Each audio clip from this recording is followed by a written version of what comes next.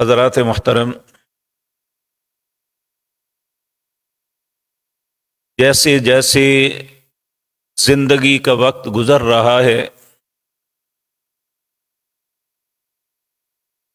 حضرت انسان اپنے رب سے نزدیک ہونے کے بجائے دور ہوتا چلا جا رہا ہے۔ اللہ مالک جس نے ہمارے لیے شرع لکم الدین، دین کو ہمارے لیے پسند کیا تھا، بدقسمتی سے ہر قدم ہم دین سے دور ہوتے چلے جا رہے ہیں۔ جب انسان ساری حدود کو پھلانگ جاتا ہے تو العیاذ باللہ اللہ ہم سب کو اپنی پناہ میں رکھے، وہ اللہ کی لعنت کا مستحق بن جاتا ہے۔ لعنت کیا ہے؟ یہ ایک بد دعا اور پھٹکار ہے۔ اگر انسان کی طرف سے ہو تو پھر اللہ دیکھتے ہیں جس پہ لعنت ڈالی گئی ہے وہ اس کا مستحق ہے یا نہیں ہے۔ اگر وہ اس کا مستحق نہیں ہوتا تو انسان جس پہ لعنت ڈالتا ہے وہ اس کی طرف جاتی ہے تو اللہ کی طرف سے اسے اجازت نہیں ملتی۔ پھر وہ شرق و غرب، شمال و جنوب، ہر طرف جا کے جب کوئی اس کا مستحق اس جیسا نہیں ملتا تو پھر اللہ سے التجا کرتی ہے کہ فلاں بندے نے فلاں کے لیے یہ لفظ نکالا، یہ بد دعا دی، اب میں کیا کروں؟ اللہ رب العزت اس کو حکم دیتے ہیں جس کی منہ سے نکلی تھی اسے کے منہ پہ جا کے لگ جا۔ اس لیے رسول اللہ صلی اللہ علیہ وسلم نے فرمایا کہ کسی پہ لعنت نہ کرو۔ لیکن جب یہی چیز اللہ کی طرف سے ہو جائے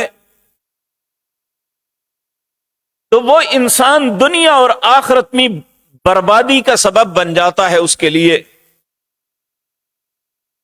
آج کی مجلس میں کچھ ایسے اعمال کا تذکرہ کرنا ہے جن کی وجہ سے انسان اللہ کی لعنت کا مستحق بن جاتا ہے۔ گزارشات کرنے کا مقصد صرف ایک ہے کہ اللہ مجھے اور آپ کو اس بدترین جو ہے بات سے محفوظ فرما لے، ہم ایسے اعمال سے بچ جائیں جن کی وجہ سے انسان اللہ کی لعنت کا مستحق بن جاتا ہے۔ سب سے پہلا جو شخص اللہ کی لعنت کا مستحق بنا تھا وہ ابلیس، شیطان تھا۔ یہ جو آیتیں آپ کے سامنے آغاز میں پڑھی ہے، اس میں اللہ رب العزت سورت الحجر آیت نمبر 32 سے 35 تک جب اللہ نے ابلیس کو اور فرشتوں سب کو کہا اسجدوا آدم، آدم کو سجدہ کرو، فسجدوا، سب نے اللہ کے حکم کی تعمیل کی الا ابلیس، ابلیس نے انکار کر دیا۔ اللہ رب العزت نے اس سے سوال کیا، قال یا ابلیس ما لک الا تکون مع الساجدین، اے ابلیس تجھے کیا ہے، تو سجدہ کرنے والوں کے ساتھ کیوں نہیں ہوا؟ کس چیز نے تجھے منع کیا ہے؟ اس نے آگے سے بحث تکرار شروع کر دی۔ قال لم اکن لاسجد لبشر خلقته من صلصال من حمأ مسنون، میں ایک ایسے بندے کے سامنے سجدہ کروں کہ جسے تو نے مٹی سے، کھڑکتی ہوئی مٹی سے پیدا کیا، جو بدبودار اور کیچڑ جیسی تھی۔ ایک دوسرے مقام پہ اللہ فرماتے ہیں قال یا ابلیس ما منعک ان تسجد لما خلقت بیدی، اے ابلیس، جس کو میں نے اپنے ہاتھ سے بنایا، تو نے اس کو سجدہ کیوں نہیں کیا؟ اس نے وہاں پہ بھی اعتراض شروع کر دیا۔ اللہ رب العزت نے فرمایا تو یہ سوچ، حکم میں دے رہا ہوں۔ جب اس نے پھر یہی کچھ کیا تو اللہ رب العزت نے فرمایا فَاخْرُجْ مِنْهَا فَإِنَّكَ رَجِيمٌ، اب میری بارگاہ سے نکل جا، تجھے میں ہمیشہ کے لیے ران دیتا ہوں، تو کبھی بھی میرے بارگاہ میں نہیں آ سکتا۔ وَإِنَّ عَلَيْكَ اللَّعْنَةَ إِلَى يَوْمِ الدِّينِ، اب تجھ پہ میری لعنت ہے، قیامت قائم ہو جائے گی، میری لعنت نہیں اترے گی۔ لعنت کا مطلب ہے تو میری رحمت سے ہمیشہ محروم رہے گا۔ یہ اتنی بری بات اور گالی ہے۔ نبی کریم صلی اللہ علیہ وسلم ایک سفر پہ جا رہے تھے، تو ایک شخص کی سواری اونٹنی اسے تنگ کر رہی تھی، وہ اسے مار مار کے چلانے کی کوشش کرتا تھا، آپ نے خاموش رہے۔ پھر اس نے کہا تجھ پہ لعنت ہو۔ نبی کریم نے سن لیا، آپ فوراً اپنی سواری لے کے اس کے قریب گئے۔ آپ نے فرمایا تو نے اس پہ لعنت ڈال دی ہے، اب یہ ملعونہ ہے، اس سے اتر اور اسے چھوڑ دے۔ لیکن ہم نہ اپنے اوپر نہ کسی کے اوپر اس کا کوئی بوجھ ہی نہیں تصور کرتے۔ اب شیطان جو ہے، جب اس پہ لعنت ہوئی، قیامت تک کے لیے اس کا توبہ کا دروازہ بند ہو گیا، اور اسے توفیق ہی نہیں ملی، آج تک اور قیامت تک نہیں ملے گی، چونکہ یہ اللہ کی رحمت سے محروم ہے، اسے توبہ کی توفیق نہیں ملے گی اور نہ یہ توبہ کر سکے گا۔ اب چاہیے تو یہ تھا کہ یہ شرمندہ ہوتا اپنی بات پہ، الٹا اللہ کو چیلنج کر دیا۔ یہ اللہ رب العزت کو کہنے لگا وَقَالَ لَأَتَّخِذَنَّ مِنْ عِبَادِكَ نَصِيبًا مَفْرُوضًا، میں تیرے بندوں میں سے بھی ایسا حصہ نکالوں گا جو اس لعنت کے مستحق بنیں گے۔ کس طرح نکالوں گا؟ وَلَأُذِلَّنَّهُمْ، میں انہیں ضرور گمراہ کروں گا۔ وَلَأُمَنِّيَنَّهُمْ، میں انہیں مختلف تمناؤں میں مبتلا کروں گا۔ وَلَآمُرَنَّهُمْ، ہر برائی کا حکم کروں گا۔ وَلَيُبَتِّكُنَّ آذَانَ الْأَنْعَامِ، میں انہیں کہوں گا اپنے جانوروں کے کان کاٹو۔ وَلَآمُرَنَّهُمْ فَلَيُغَيِّرُنَّ خَلْقَ اللَّهِ، جو اللہ نے خلق بنائی ہے میں کہوں گا اس میں تبدیلی کرو۔ آپ دیکھیں نبی کریم صلی اللہ علیہ وسلم نے فرمایا جو جس طرح آج کل چل رہا ہے کہ اپنے فیس کو خوبصورت بنانے کے لیے سرجریاں کروائیاں جاتی ہیں، آپ نے فرمایا جو دانت کے اندر جو ہے وہ خلال پیدا کرنے کے لیے، اسے خوبصورت بنانے کے لیے الگ الگ کرتا ہے، درمیان میں اسے چیر دیتا ہے، اس پہ اللہ کی لعنت ہے۔ عورتیں خوبصورت بننے کے لیے اپنے بھوئیں جو ہے ان کو کاٹتی ہیں، کہا اس پہ اللہ کی لعنت ہے۔ اللہ کی خلق کو تبدیل کرنے کا حکم شیطان دیتا ہے۔ کہا فَلَيُغَيِّرُنَّ خَلْقَ اللَّهِ، اللہ کی خلق کو تبدیل کرنے کا میں انہیں کہوں گا۔ اور ہم بہت سے لوگ، مرد ہیں یا عورتیں، اللہ نے جو نیچرل ہمیں پیدا کیا ہے، جس طرح بنایا ہے اس طرح بنتے نہیں ہیں۔ پھر فرمایا وَمَن يَتَّخِذِ الشَّيْطَانَ وَلِيًّا مِّن دُونِ اللَّهِ، اب اللہ جواب دے رہے ہیں جس نے اللہ کو چھوڑ کے شیطان کو دوست بنایا فَقَدْ خَسِرَ خُسْرَانًا مُبِينًا، وہ بہت دور کی گمراہی میں جا پڑے گا۔ يَعِدُهُمْ، اللہ کہتے ہیں یہ تمہیں جھوٹے وعدے دیتا ہے. وَيُمَنِّيهِمْ تمہیں جھوٹی تمناؤں میں مبتلا کرتا ہے.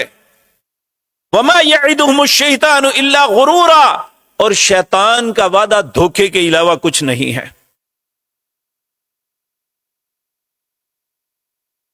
میرے عزیز بھائیو، اب ہم اپنی طرف آتے ہیں. شیطان نے اللہ رب العزت کے سامنے یہ چیلنج کیا تھا. قال فبعزتك لأغوينهم اجمعین، اللہ مجھے تیری عزت کی قسم ہے تیری اس مخلوق کو گمراہ کر کے چھوڑوں گا. تو اللہ رب العزت نے فرمایا تھا قال فالحق والحق اقول، پھر سن لے میں سچا ہوں، میں حق ہوں، اور میری بات بھی سچی ہے اور یہ بھی حق ہے. لَأَمْلَأَنَّ جَهَنَّمَ مِنْكَ وَمِمَّنْ تَبِعَكَ مِنْهُمْ أَجْمَعِينَ، جو تیری بات مانے گا، تیرے رستے پہ چلے گا، تجھے اور اسے جہنم کا ایندھن بنا دوں گا. العیاذ باللہ. اسی لیے ہمیں حکم دیا گیا کہ جب قرآن بھی پڑھنے لگو تو پہلے اللہ سے پناہ طلب کرو، کیونکہ شیطان تمہیں بہکائے گا. فَإِذَا قَرَأْتَ الْقُرْآنُ فَاسْتَعِذْ بِاللَّهِ، جب قرآن پڑھنے لگو تو فرض ہے ہم پہ پہلے اللہ کی پناہ طلب کریں کہ وہ یہاں پہ بھی ہمیں گمراہ کر سکتا ہے.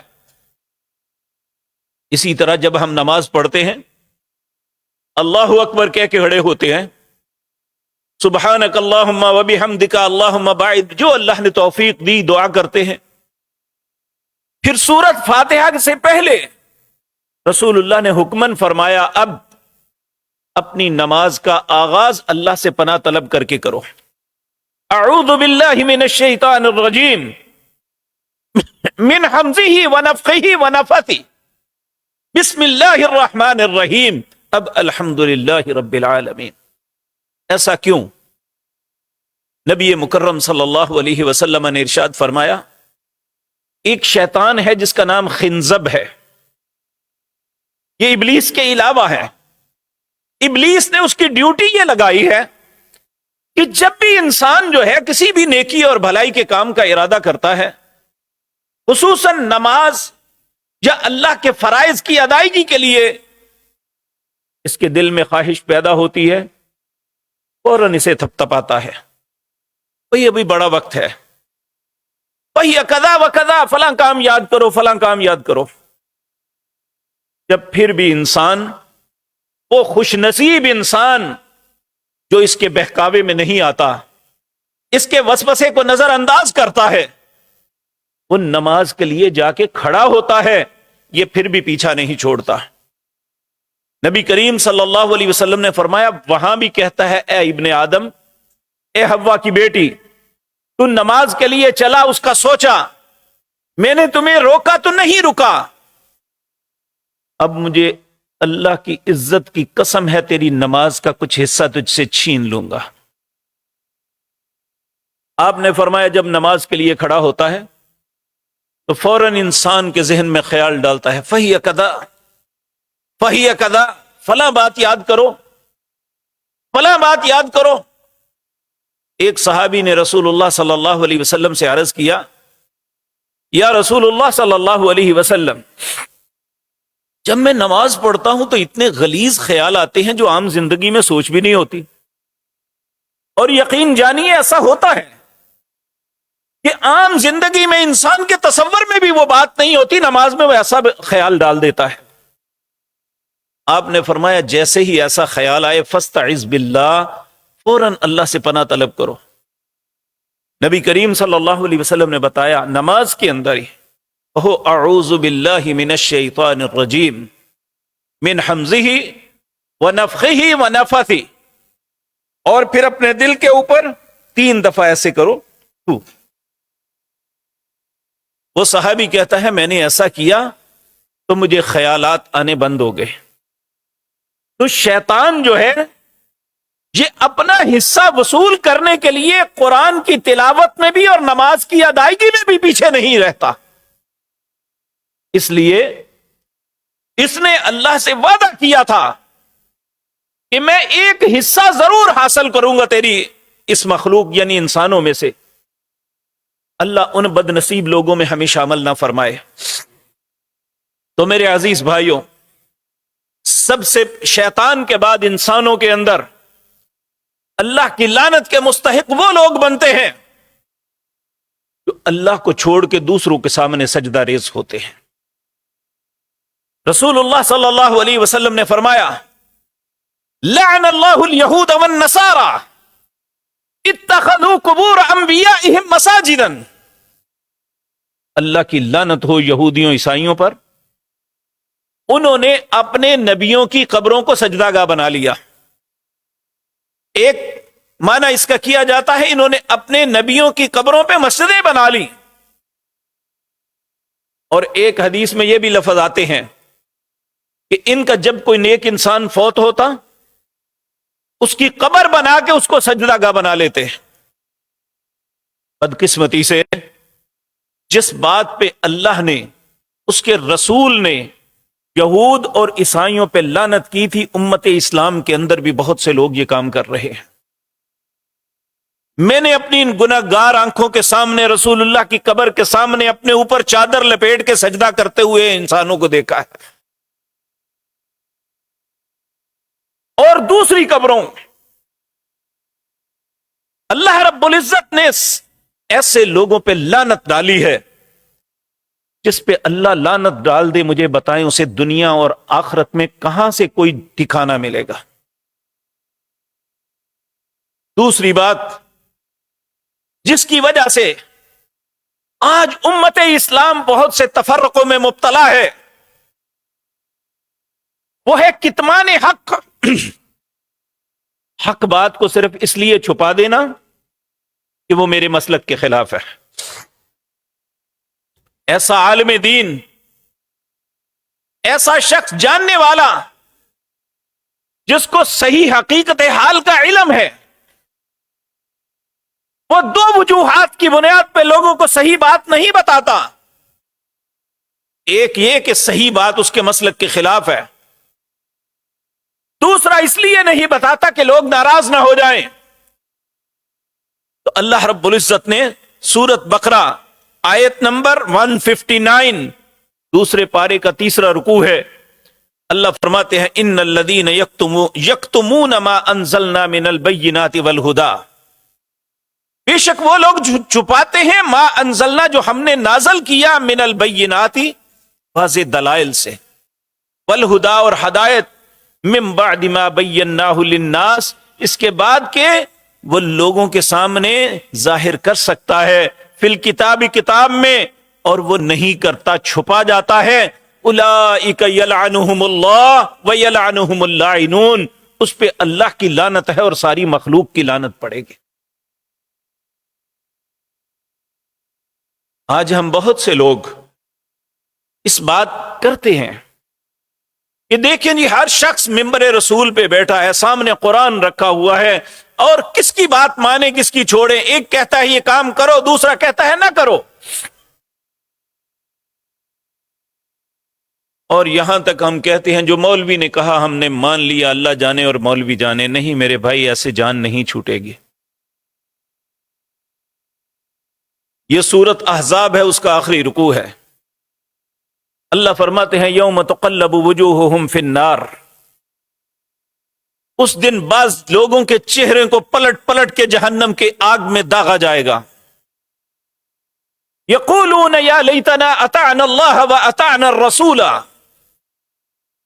وہ کہیں گے کاش ہم اللہ اور اس کے رسول کی اطاعت کر لیتے. پھر وہ اپنا عذر پیش کریں گے. وقالوا ربنا انا اطعنا سادتنا وكبراءنا فاضلونا السبيل، اے اللہ یہ ہمارے مولوی پیر امام ہمارے سردار تھے، انہوں نے ہمیں گمراہ کیا، ہمارا کیا قصور. ربنا آتهم ضعفین من العذاب، اے اللہ ان جن لوگوں نے ہمیں غلط رستے پہ ڈالا، گمراہ کیا، ان پہ لعنت ڈال. ربنا آتهم ضعفین من العذاب، اے اللہ ان کا عذاب دگنا کر، وَلْعَنْهُمْ لَعْنًا كَبِيرًا، ان پہ بہت بڑی لعنت ڈال۔ ایک دوسرے مقام پہ اللہ فرماتے ہیں نہ عذاب اس پہ کم ہوگا تم پہ نہ تم پہ، میں نے شعور نہیں دیا تھا، میں نے قرآن میں ساری باتیں واضح نہیں کی تھی۔ یا ایھا الذین آمنوا، سورۃ توبہ ہے، اس کا نصف اللہ فرماتے ہیں اہل ایمان، ان کثیرا من الاحبار والرہبان، تمہارے اندر اکثر مولوی اور صوفی کیا کریں گے؟ لَيَأْكُلُونَ أَمْوَالَ النَّاسِ بِالْبَاطِلِ، لوگوں کا مال باطل طریقے سے کھانے کے لیے اللہ کا رستہ بتانے کے بجائے اللہ کے رستے سے روکیں گے۔ وَيَصُدُّونَ عَن سَبِيلِ اللَّهِ، جن لوگوں نے اللہ کا رستہ بتانا تھا وہ فرقے کے رستے بتا رہے ہیں۔ اگر میں ایسا کروں گا تو میں بھی یہی کچھ ہوں۔ اللہ کا اصول سب کے لیے ہے، کوئی مبرہ نہیں ہے۔ ان الذین یکتمون ما انزلنا من البینات والہدی من بعد ما بیناہ للناس فی الکتاب اولئک یلعنہم اللہ ویلعنہم اللاعنون، جو اللہ نے کسی کو علم دیا ہے اسے پتا ہے سچ کیا ہے، صرف اس لیے چھپا لیتا ہے کہ میرا مسلک نہیں ہے، یہ میرا طریقہ کار یہ نہیں ہے۔ اللہ کہتے ہیں اولئک یلعنہم اللہ، اس پہ اللہ کی بھی لعنت ہے اور سارے لعنت کرنے والوں کی لعنت ہے۔ اللہ اکبر۔ اسی طرح میرے عزیز بھائیوں، آج ہم ان باتوں پہ بعض اوقات پریشان ہو کے کہتے ہیں چھڈو جی یہ مولویاں نے سانو کی کیتا ہے، سانو کی لوڑ ہے نماز پڑھن دی، انہوں نے ہمیں فرقوں میں مبتلا کر دیا۔ میرے بھائی، ہم دین میں اسوہ نہیں ہیں، اس دین میں اسوہ رسول اللہ کی ذات ہے۔ اگر آپ کی ذات میں کوئی نقص ہے تو ضرور دین میں نقص نکالیے، میری غلطی کی وجہ سے دین کو بدنام نہ کیجیے، اس دین کو میری وجہ سے نہ چھوڑیے۔ میں دین کا سمبل نہیں ہوں، دین کا سمبل رسول اللہ کی ذات ہے، دین کا سمبل قرآن ہے۔ اگر قرآن میں غلطی ہے تو ہم پیچھے ہٹ جائیں، کوئی حرج نہیں۔ اگر قرآن درست ہے، محمد الرسول اللہ کی ذات بے عیب ہے، تو پھر ہمیں انہیں دیکھنا چاہیے۔ لعنت اللہ والملائکۃ والناس اجمعین، اس پہ اللہ کی، فرشتوں کی اور ساری مخلوق کی لعنت پڑے گی۔ اس لیے دین کو چھوڑ کے کفر کی زندگی بسر کرنا کوئی قابل فخر بات نہیں ہے۔ یا وہ لوگ جو مطلقاً کافر ہیں، ان کی زیب و زینت کو دیکھ کے ہم اپنے دل میں کچھ خیال نہ لائیں۔ اللہ نے اپنے حبیب کریم صلی اللہ علیہ وسلم کو فرمایا، سورۃ طٰہٰ ہے 16واں پارہ، اس کی آخری آیات، وَلَا تَمُدَّنَّ عَيْنَيْكَ إِلَىٰ مَا مَتَّعْنَا بِهِ أَزْوَاجًا مِّنْهُمْ زَهْرَةَ الْحَيَاةِ الدُّنْيَا لِنَفْتِنَهُمْ فِيهِ، اے میرے پاک پیغمبر، آنکھ بھر کے بھی نہ دیکھنا دنیا کی زیب و زینت سے جنہیں میں نے نوازا ہے۔ وَلَا تَمُدَّنَّ عَيْنَيْكَ إِلَىٰ مَا مَتَّعْنَا بِهِ أَزْوَاجًا مِّنْهُمْ زَهْرَةَ الْحَيَاةِ الدُّنْيَا لِنَفْتِنَهُمْ فِيهِ، میں تو انہیں آزما رہا ہوں۔ وَرِزْقُ رَبِّكَ خَيْرًا وَأَبْقَىٰ، تیرے رب نے تجھے جو رزق دیا ہے وہی بہتر اور باقی رہنے والا ہے۔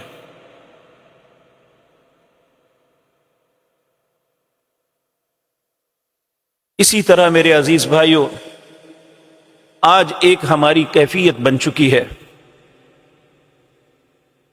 کہ کسی کو برائی میں دیکھے تو ہم کہتے ہیں ہمیں کیا غرض۔ رسول اللہ صلی اللہ علیہ وسلم نے قسم اٹھا کے کہا تھا، والذی نفسی بیدی، اس ذات کی قسم ہے جس کے قبضے میں محمد الرسول اللہ کی جان ہے صلی اللہ علیہ وسلم، لَتَأْمُرَنَّ بِالْمَعْرُوفِ، وَلَتَنْهَوُنَّ عَنِ الْمُنْكَرِ، تمہیں ضرور نیکی کا حکم کرنا ہوگا، تمہیں ضرور برائی سے روکنا ہوگا۔ اگر ایسا کرنا چھوڑ دو گے اللہ تمہاری دعاؤں کو قبول، تمہیں مختلف عذابوں میں مبتلا کر دے گا، تم دعائیں مانگو گے اللہ تمہاری دعاؤں کو قبول نہیں کرے گا۔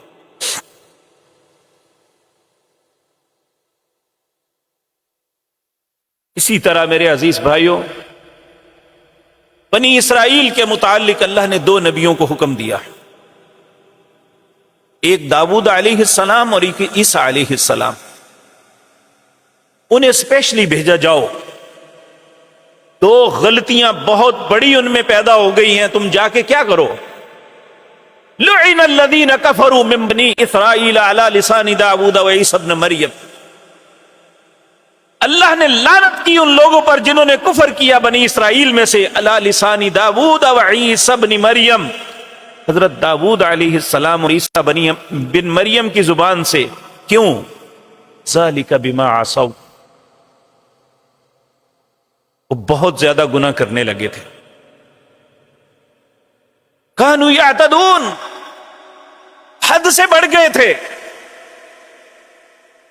آج میں اور آپ اپنی ذات کو دیکھ لیں یا ارد گرد ماحول کو دیکھ لیں، کتنے لوگ نیکی پہ چل رہے ہیں اور کتنے لوگ برائی کی دلدل کے اندر دھنسے ہوئے ہیں، اور انہیں اپنی برائی کا احساس تک نہیں ہے۔ غلط کام کرنے کے باوجود ان کا ضمیر انہیں ملامت نہیں کرتا۔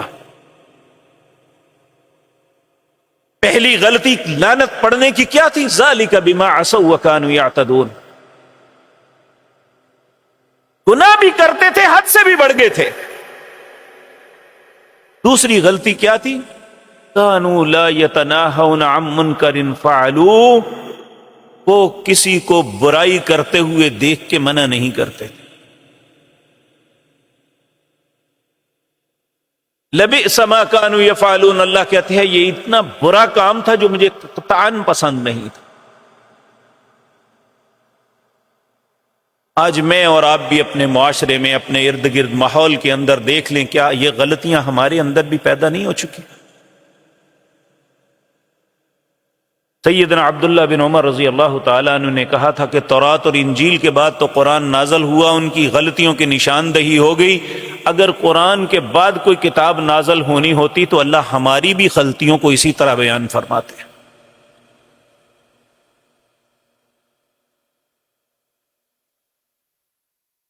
میرے عزیز بھائیوں، اہل ایمان کا کام نہیں ہے کہ ایک دوسرے کو برائی کی دعوت دے،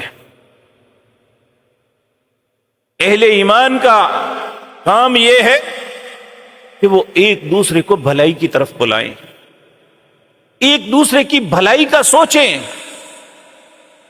ایک دوسرے کی خیر کے متعلق پلاننگ کریں۔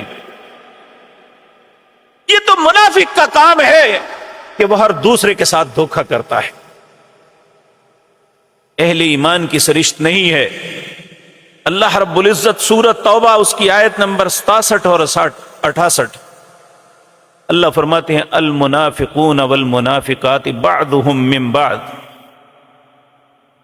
یہ منافق ایک دوسرے کے تو بڑے سکے ہوتے ہیں، لیکن یأمرون بالمنکر، چاہے اپنا بھی ہو تو ہمیشہ برائی کی بات ہی دیتے ہیں، یہ کسی کو اچھائی کی طرف نہیں بلاتے۔ آج ہم نے اپنے دوستوں کو نماز کے لیے بلانا ہو تو ہمیں شرم آتی ہے، اگر انہیں کہیں کہ چلو فلم دیکھنے کے لیے چلے تو پھر ہمیں کبھی بھی شرم نہیں آئے گی، پھر بڑی خوشی سے کہیں گے آؤ چلیں جی، فلاں ڈرامے پہ چلیں یا فلاں ایسی جگہ پہ چلیں۔ اگر نماز کا کہنا ہو تو کہتے ہیں کیا سوچے گا؟ اللہ فرماتے ہیں یہ منافق کی علامت ہے، اللہ ہم سب کی حفاظت فرمائے۔ یأمرون بالمنکر وینہون عن المعروف، اور نیکی سے منع کرتے ہیں۔ آج کتنے ہمارے دوست ہیں کہ کہیں بھائی جان میں نے نماز پڑھنی، یا چھاڑ بعد پڑھ لی، فلاں کام ہوا ہے۔ وَيَنْهَوْنَ عَنِ الْمَعْرُوفِ وَيَقْبِضُونَ أَيْدِيَهُمْ، اپنے ہاتھوں کو بند رکھتے ہیں، یعنی اچھائی کے کاموں میں کوئی خرچ نہیں کرنا، برائی کے کاموں میں بڑا بڑھ چڑھ کے کرنا ہے۔ نسوا اللہ فنسیہم، انہوں نے اللہ کو بلا دیا، اللہ نے انہیں بلا دیا ہے۔ ان المنافقین هم الفاسقون، اللہ نے یہ منافق فاسق لوگ ہیں، گناہ گار ہیں۔ پھر اللہ فرماتے ہیں وعد اللہ المنافقین والمنافقات، اللہ نے منافق مردوں اور عورتوں سے ایک وعدہ کیا ہے، والکفار، اور کفار سے بھی کیا وعدہ کیا ہے؟ نار جہنم خالدین فیہا ہی حسبہم، یہ جہنم کی آگ میں جلیں گے، یہی ان کے لیے کافی ہے۔ وَلَعَنَهُمُ اللَّهُ وَلَهُمْ عَذَابٌ مُقِيمٌ، ان پہ اللہ کی لعنت ہے اور یہ بہت ہی برا ٹھکانہ ہے۔ اللہ ہم سب پہ رحم فرمائے۔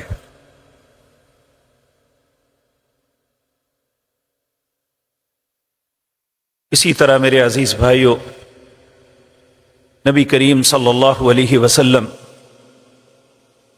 آپ نے اپنی امت کو ایک کام سے منع کیا، بلکہ اس کائنات کو بنانے کے بعد اللہ نے رحم کو پیدا کیا۔ رحم اس آلے کو کہتے ہیں جس سے رشتے پھوٹتے ہیں، رحم رشتہ داری کو بھی کہتے ہیں۔ ہم نے ہنود اور سکھوں سے یہ بات سیکھی ہے کہ بہن بھائی شریکہ ہوتے ہیں، جبکہ اللہ ہمیں یہ بات سکھاتا ہے کہ اے امت اسلام، تمہاری نانی اور دادی کی اولاد تمہارے رحم کے رشتہ دار ہیں، اور ان کے متعلق اللہ کہتا ہے وَاتَّقُوا اللَّهَ الَّذِي تَسَاءَلُونَ بِهِ وَالْأَرْحَامَ،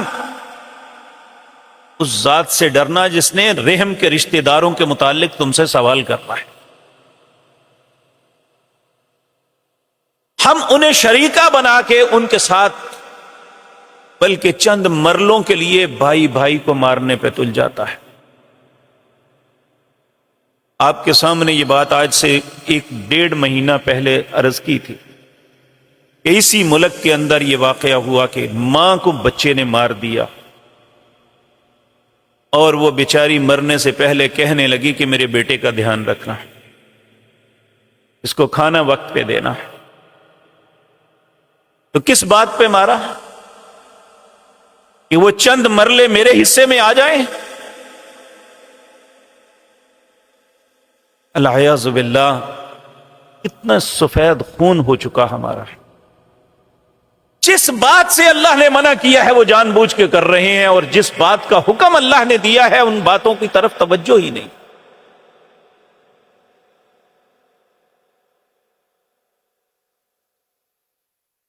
نبی کریم صلی اللہ علیہ وسلم نے،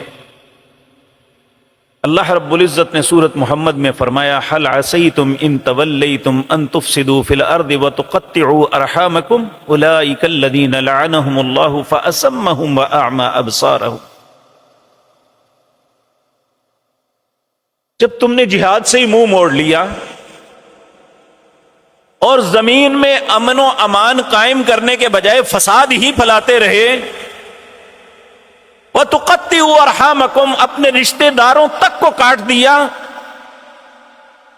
جب یہ کیفیت معاشروں کے اندر ہو جائے تو پھر اللہ اس معاشرے پہ لعنت ڈال دیتا ہے۔ أُولَئِكَ الَّذِينَ لَعَنَهُمُ اللَّهُ، اللہ ان پہ لعنت ڈالتا ہے۔ فَأَصَمَّهُمْ وَأَعْمَى أَبْصَارَهُمْ، انہیں بہرا بنا دیتا ہے، ان کی آنکھیں ہونے کے باوجود اندھا کر دیتا ہے اللہ، کہ انہیں سب کچھ نظر آتا ہے، اچھی اور سچ بات نظر نہیں آتی، صحیح بات سنی نہیں جاتی۔ آج آپ کسی بھی صاحب منصب کو کہہ کے دیکھ لیں اتقوا اللہ، اللہ سے ڈر جا، وہ اپنے منصب کا حق ادا نہیں کر رہا تو وہ آپ کا دشمن ہو جائے گا۔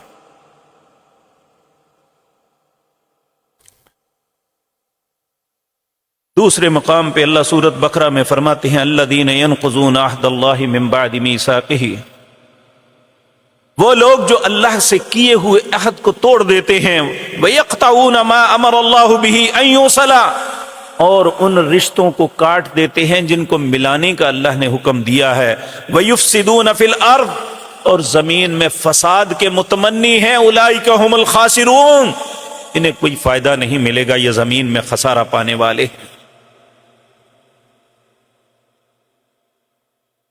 میرے بھائی، ہم تو یہاں تک اپنے بھائی کو، اپنی بہن کو، اپنی ماں کو، اپنی بیٹی کو یہ کہہ دیتے ہیں میں مر بھی جاؤں تو میرے منہ کو نہ دیکھنا، میرے جنازے پہ شامل نہ ہونا، جبکہ رسول اللہ صلی اللہ علیہ وسلم نے فرمایا، حضرت جبیر بن مطعم رضی اللہ تعالیٰ عنہ اس حدیث کے راوی ہیں، آپ نے فرمایا لا يدخل الجنت قاطع، جو اپنے رشتہ داروں سے کٹ جاتا ہے اللہ اسے جنت میں داخل نہیں کریں گے۔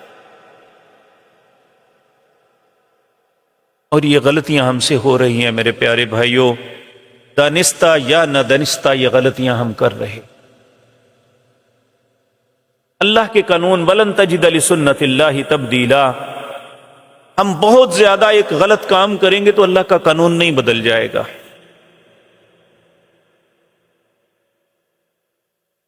اللہ اکبر۔ نبی کریم حضرت ابو بکر بیان کرتے ہیں، رسول اللہ صلی اللہ علیہ وسلم نے فرمایا ما من ذنب اجدر ان يعجل اللہ تعالی لصاحبه العقوبة فی الدنیا مع ما يدخر له فی الآخرہ مثل البغی وقطیعۃ الرحم، کوئی گناہ اس لائق نہیں ہے کہ جس کی سزا اللہ دنیا میں بھی دیتے ہیں اور آخرت میں بھی۔ وہ دو کون سی ہیں؟ ایک کسی پہ ظلم کرنا اور دوسرا رشتہ داروں کے ساتھ قطع رحمی کرنا۔ اور ظلم کر کے ہم سمجھتے ہیں یہ میرا استحقاق ہے، جبکہ اللہ رب العزت فرماتے ہیں وَلَا يَحْسَبَنَّ اللَّهَ غَافِلًا عَمَّا يَعْمَلُ الظَّالِمُونَ، کوئی شخص یہ گمان نہ کرے جو ظالم ظلم کر رہے ہیں اللہ ان کے ظلم سے غافل بیٹھا ہوا ہے۔ انما یؤخرہم، اللہ تو تھوڑی سی مہلت دے رہا ہے، لیوم تشخص فیہ الابصار، اس دن تک جب آنکھیں پھٹی کی پھٹی رہ جائیں گے، محطعین مقنعی رؤوسہم، ایک وقت آئے گا منہ اٹھا کے یہ بھاگیں گے، وافئدتہم ہوا، ان کے دل جو ہیں اچھل رہے ہوں گے۔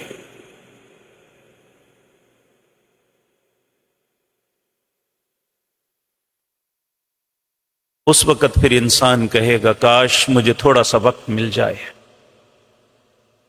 لولا اخرتنا الى اجل قریب نجب دعوتک ونتبع الرسل، میں تیری بات کو مانوں گا بھی اور تیرے رسول کی اطاعت بھی کروں گا۔ پھر اللہ کہیں گے اولم تکونوا اقسمتم من قبل ما لکم من زوال، کیا تو قسمیں کھا کے نہیں کہتا تھا مجھے کبھی زوال نہیں آئے گا، میرا کوئی کچھ نہیں بگاڑ سکتا؟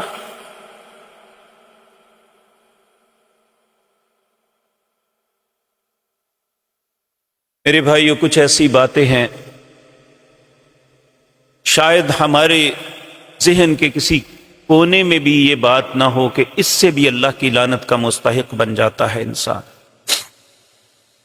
حضرت ابو ہریرہ رضی اللہ تعالی عنہ فرماتے ہیں رسول اللہ نے فرمایا اتقوا اللعانین، جو لعنت پہنچانے والی چیزوں سے بچ جاؤ۔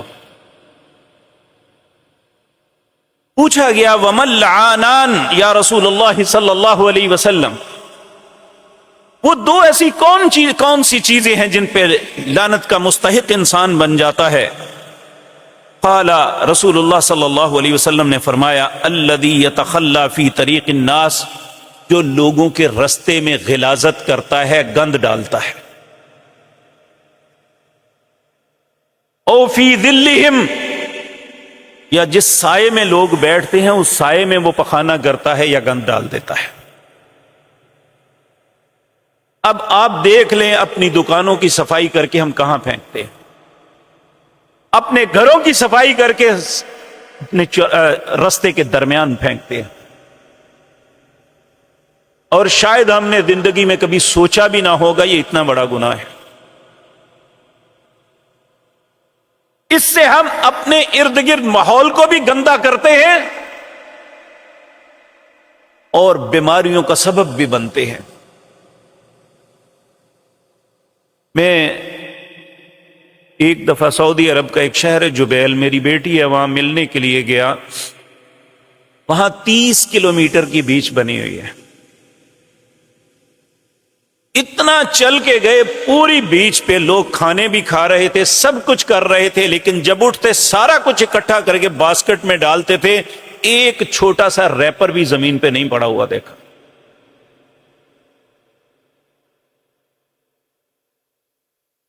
مسلمانوں، پاکیزگی، طہارت تو ہمارے ایمان کا حصہ ہے، لیکن ہم اس سے ہی دور ہو گئے۔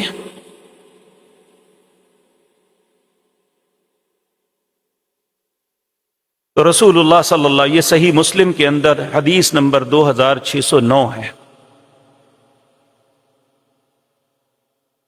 اللہ رب العزت ہم سب پہ رحم فرمائے۔ اسی طرح 4 اعمال ایسے ہیں، سیدنا علی اس حدیث کے راوی ہیں رضی اللہ تعالی عنہ، آپ نے فرمایا لعن اللہ من لعن والدہ، اس شخص پہ اللہ کی لعنت ہے جو اپنے والدین پہ لعنت کرتا ہے۔ ایک صحابی نے سوال کیا، یا رسول اللہ اپنے والدین پہ کون لعنت کرے گا؟ ویسے آج ایسے بدنصیب اولادیں پیدا ہو گئی ہیں جو ڈائریکٹ اپنے والدین پہ لعنت کرتی ہیں، لیکن اس وقت یہ تصور بھی نہیں تھا۔ کہنے لگے کون اپنے والدین پہ لعنت کرے گا؟ آپ نے فرمایا جو دوسرے کے والد کو گالی نکالے گا، اس پہ لعنت ڈالے گا، تو وہ اس کے والدین پہ، وہ سبب بنا اپنے والدین پہ خود لعنت کا۔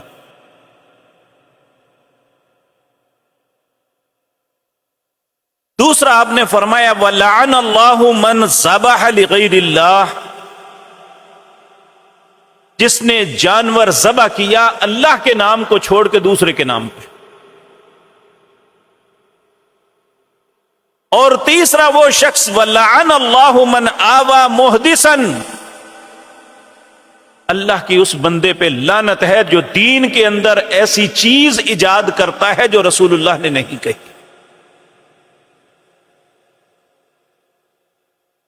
اور چوتھی چیز یہ بہت اہم ہے، وَلَعَنَ اللَّهُ مَنْ غَيَّرَ مَنَارُ الْأَرْضِ، جو زمین کی حد بندی کو تبدیل کرتا ہے۔ نبی کریم نے فرمایا جس نے کسی کی ایک بالشت کے برابر بھی زمین کو ہڑپ کیا، قیامت کا دن اللہ 7 زمین اور 7 آسمان کا طوق بنا کے اس کے گلے میں ڈال دے گا۔ آج جب مشترکہ دیوار بنانے لگتے ہیں تو ہم اس کا حق مار جاتے ہیں۔ رسول اللہ نے فرمایا وَلَعَنَ اللَّهُ مَنْ غَيَّرَ مَنَارُ الْأَرْضِ، جس نے زمین کی حد کو تبدیل کیا اس پہ اللہ کی لعنت ہے۔ میرے عزیز بھائیو، آج کی مجلس میں یہ ساری گزارشات کرنے کا مقصد ہم ان افعال و اعمال سے بچ جائیں جن کی وجہ سے انسان اللہ کی لعنت کا مستحق بن جاتا ہے۔ ویسے تو باتیں بہت سی ہیں، یہ بات یہ بھی بڑی اہم ہے جو اس دور میں ضروری ہے کہ نبی کریم صلی اللہ علیہ وسلم نے فرمایا لعن رسول اللہ صلی اللہ علیہ وسلم، رسول اللہ نے لعنت ڈالی متشبہین من الرجال بالنساء، جو مرد عورتوں کی مشابہت کرتے ہیں، والمتشبہات من النساء بالرجال، ان عورتوں بھی اللہ نے لعنت ڈالی ہے رسول اللہ نے جو مردوں کی مشابہت کرتی ہیں۔ آج یہ طرز عمل عام ہو چکا ہے۔